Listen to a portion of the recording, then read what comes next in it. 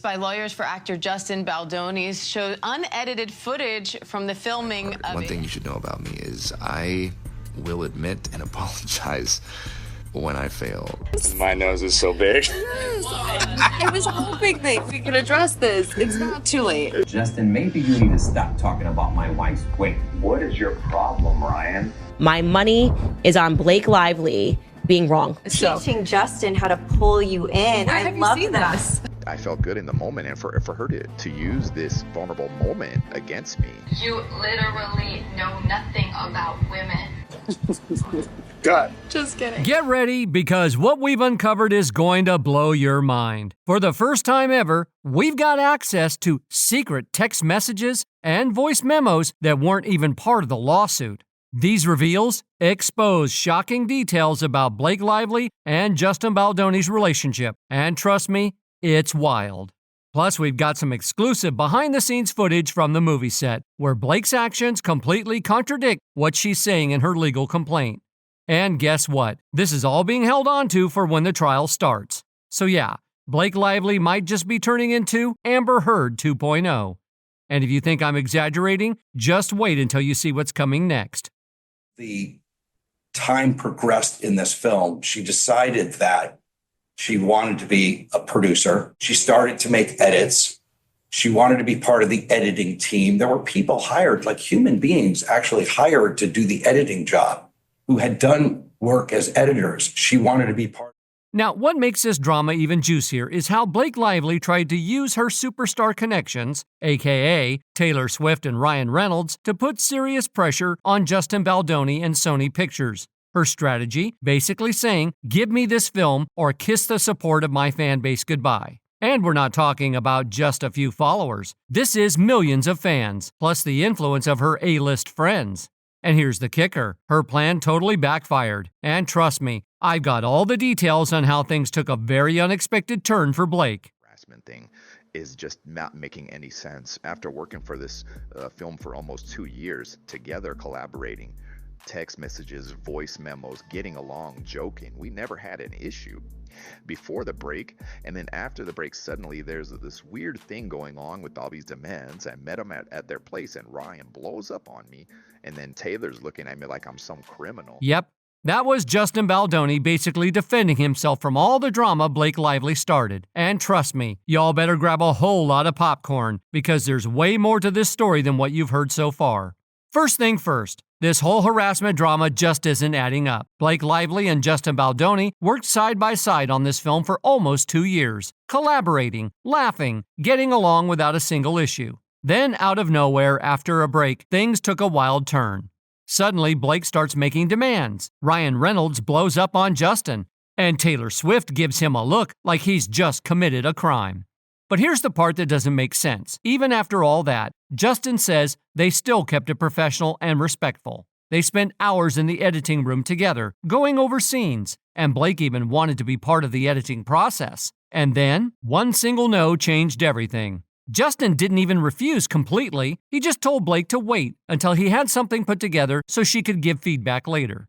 But that was all it took. Next thing he knows, he's locked out of his own film. Sony hands everything over to Blake, and suddenly, Ryan and Taylor are promoting it like it was hers from the start. Meanwhile, Justin, who spent 5 years working on this, gets treated like a nobody at his own movie premiere. And let's not forget Colleen Hoover, the author of the book. She was the one who chose Justin for this project. They were friends. She helped with the script, and they even promoted the movie together after the alleged harassment took place. But the moment Blake's lawsuit dropped, Colleen switched sides. She posted on Instagram saying she supported Blake, leaving Justin completely blindsided. So, what really happened here? Was this all planned from the start, or did Blake just flip the script when things didn't go her way?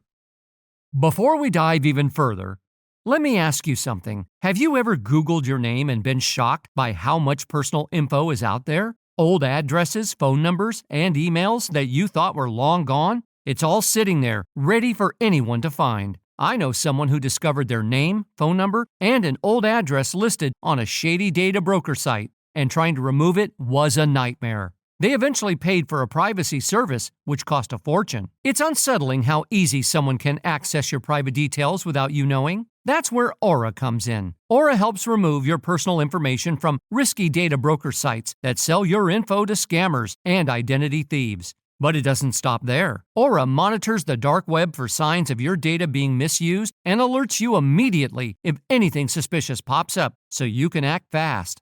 Aura also offers up to $5 million in identity theft protection coverage and real-time alerts for financial fraud. Plus, you get a secure VPN, antivirus, and a password manager all in one app. Don't wait until it's too late. Click the link in the description or visit aura.com/binge-central for a 14-day free trial. Stay safe and keep your personal info where it belongs. Now, if you've been keeping up with this drama, you'd know that Justin constantly praised Blake in interviews, calling her brilliant, talented, and deeply involved in the movie. He gave her full credit for making the film better, especially when it came to intimacy scenes. He even said she had a clear vision for how things should look. It starts with us, so I'm hoping to see you back in the double duty role. I think there are better people for that one. Justin. I think Blake Lively's ready to direct. That's what I think.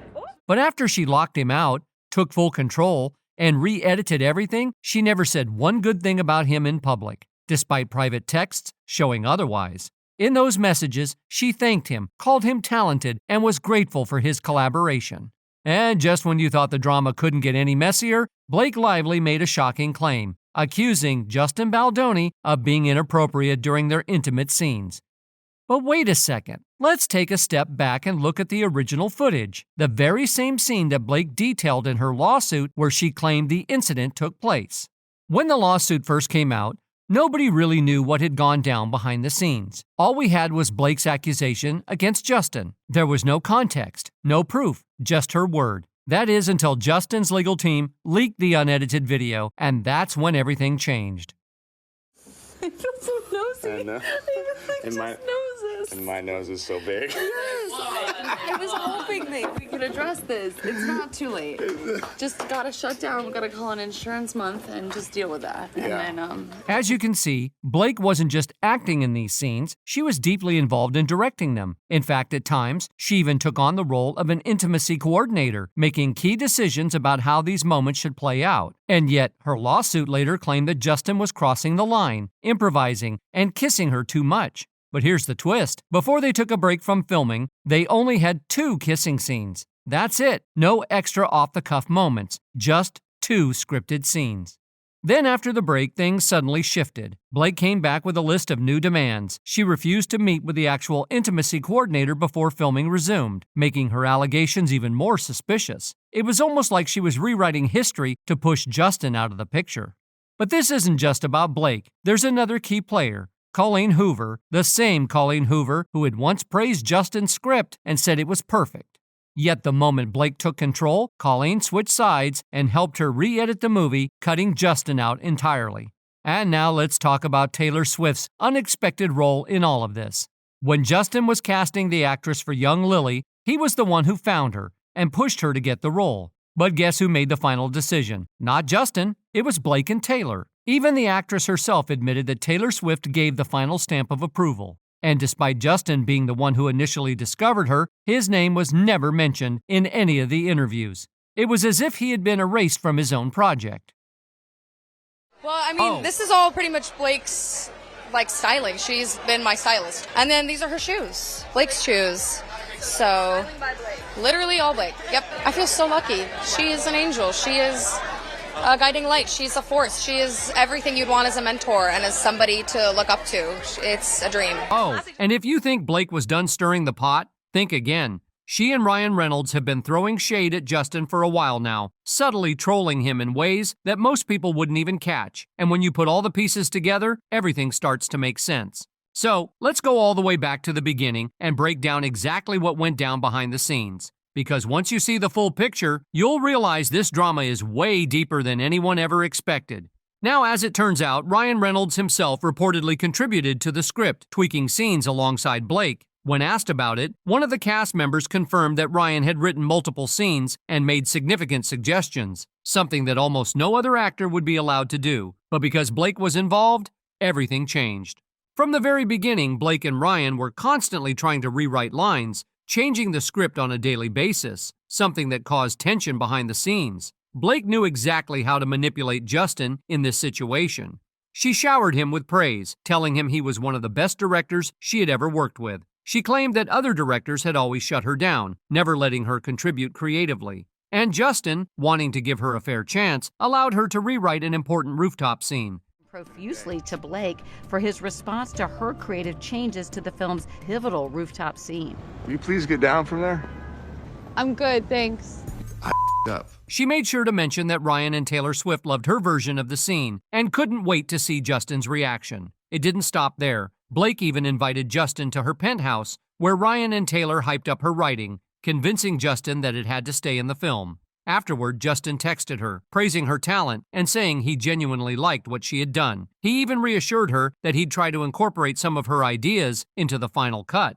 In one of their messages, Blake even went as far as comparing herself to Kesey from Game of Thrones, making it clear she had powerful friends backing her up, including Ryan Reynolds and Taylor Swift, who she said were like dragons on her side. She wasn't just throwing around names for fun. Blake was showing that she had serious influence in both the movie and music industries. But it didn't stop there.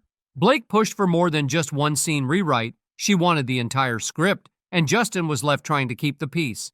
He let her make changes every day, hoping to keep things smooth. But as time went on, the changes became more frequent, and Blake started questioning how every single scene was being directed. It had to do with, the brilliance of Blake Lively. I don't think people realize how involved she was in this movie. She was extremely involved, and she really made the film better. And especially when it came to intimacy and all of that, like, she had a very clear vision, and she was telling me what she thought would work and what she thought would.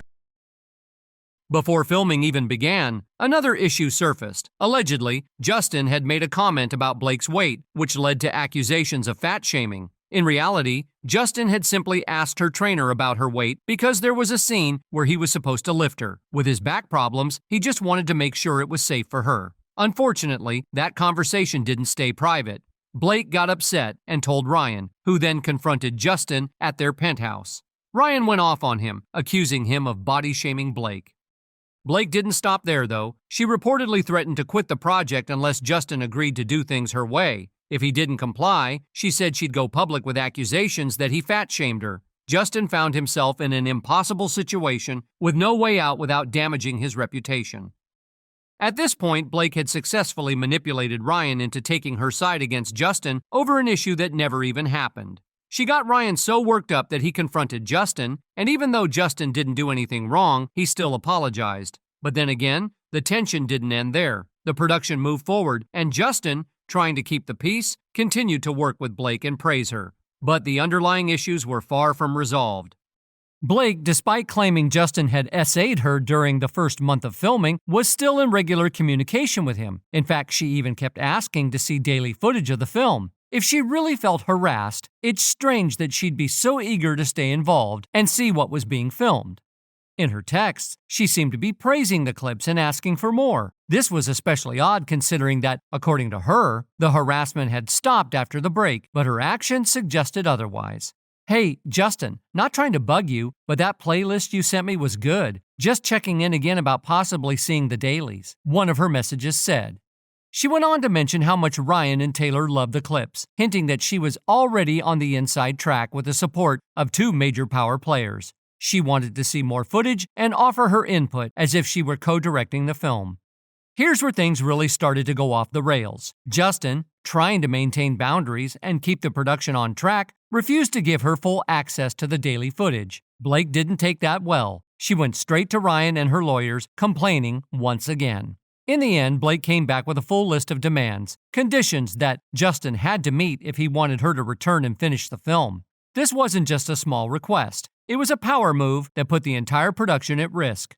By holding up the process, Blake was potentially jeopardizing the jobs of hundreds of people and even threatening Justin's career. Even Sony, who was distributing the film, couldn't understand why Blake was making these requests. It was becoming clear that Blake wasn't just an actress on the set. She was starting to pull the strings behind the scenes, and Justin was caught in a tough position. Let's break down the leaked footage from the film that completely contradicts Blake's claims in her lawsuit about Justin intimately harassing her. In her lawsuit, she accused Justin of being inappropriate by allegedly kissing her neck, sniffing her, and telling her she smelled good. But when you watch the raw footage, it's clear that the entire scene was taken out of context. I feel so nosy. I know. And my nose is so big. Yes. I was hoping that we could address this. It's not too late. Just gotta shut down. We gotta call an insurance month and just deal with that. Yeah. And then, Before this was released, Blake had no idea that the audio was being recorded during this scene, and she claimed that it was harassment. However, in reality, both Justin and Blake were in character the entire time. Blake herself had suggested that they speak to each other on camera to make the scene appear more romantic when shown in slow motion. It was all for the film, and they were joking around the whole time, not engaging in any inappropriate behavior. Their characters were just pretending to be romantic on screen, and there was nothing uncomfortable or out of the ordinary about it. In the clip, you can even hear them laughing and talking back and forth, completely casual and playful. They even joke about the script and their characters, making it clear that this wasn't a serious moment, just a part of the performance. There's no hint of harassment or inappropriate behavior from Justin. He's simply being romantic in character for the film. For example, you can hear them talking about their characters, how they have these moments where they're in slow motion, staring at each other. It's all part of their acting, with time-stopping effects making it more dramatic. At one point, Justin even compliments Blake, calling her and Ryan's relationship cute, talking about how romantic he is with his own wife. This is hardly the behavior of someone who is harassing another person. Blake, on the other hand, had no issues with the scene at all, suggesting changes to make it even more romantic. Then, things took an interesting turn when the footage shows Justin caressing Blake in slow motion for a romantic shot. He gently touches her chin and lip, but all of this is still part of the character work they were doing. It's not out of line at all. When the director yells, "Cut," everything stops immediately. No lingering or inappropriate behavior. It's simply a scene that's done in a professional manner, with the actors working together for the best shot. Blake even took control of the scene, requesting additional dialogue be added to make it appear even more romantic in slow motion. The scene originally had no talking, just Justin's character being romantic, but Blake wanted to add in some lines to enhance the effect. Justin agreed, and they filmed both versions, one with dialogue and one without. But when they were speaking as themselves, Justin never crossed any lines. He was always respectful, even joking about how cute Blake and Ryan's relationship was. Despite all of this, Blake went on to accuse Justin of harassment and body shaming. She manipulated Ryan into believing that Justin was a bad guy, which is crazy considering the two of them never worked together before. It seems like Blake convinced Ryan to believe her version of events, feeding him information that could shape his understanding of Justin. This led to the strange moment at the end of the film when Blake thanked Ryan Reynolds for playing Nice Pool, a character who's based on the Deadpool persona. Now this is where things get a bit interesting. Ryan had never worked with Justin before, so why would he base a character on someone he didn't know? It seems pretty clear that Blake played a major role in shaping how Ryan viewed Justin and how the character of Nice Pool was written. The jokes and references to Justin's body issues are no coincidence. In one instance, Ryan jokes about low bone density and having to keep his face safe, which feels like a dig at Justin's real-life back problems. This was the same issue Blake had used to accuse Justin of body shaming her earlier. So let's just break it down. Blake's accusations of harassment don't hold up when you see the full context of what was happening on set. She manipulated the situation, playing both Ryan and Justin against each other. And as for Justin, it's clear that he was nothing but professional throughout the filming process. In fact, he was trying to accommodate Blake at every turn, even when she was making unreasonable demands. In addition, Justin is known for his advocacy for women and his kindness off camera. He even has a podcast where he regularly talks about supporting women. So it's odd that Blake would be calling him a creep in her lawsuit. Interestingly, there's also talk about Justin already having the rights to the sequel. But if Blake manages to sway things in her favor, she might be able to direct the next film. This could be part of her larger strategy to take over the project, especially with her network of allies, including her husband and Taylor Swift, who both support her. The drama reached new heights when Brendan, who plays Atlas in the film, posted on Instagram supporting Blake's lawsuit. He was vocal in defending her, which makes you wonder why he would pick her side over Justin's, especially after Justin had helped him land the role in the first place. Justin, on the other hand, has maintained that he's been unfairly targeted. especially since he's been so supportive of women's causes. He described a vulnerable moment on set where Blake comforted him while he dealt with the pressure from Sony about the wardrobe controversy. To have that moment of respect used against him in a lawsuit felt like a betrayal to Justin, who had always tried to foster a respectful collaborative environment. So was this all a calculated move to oust Justin, or are these just tensions boiling over between colleagues? Either way, we're far from the end of this story. With legal battles still unfolding, there's plenty more to come. What do you think about all of this? Drop a comment below. And while you're at it, don't forget to like, subscribe, and check out our other videos for more juicy updates like this one.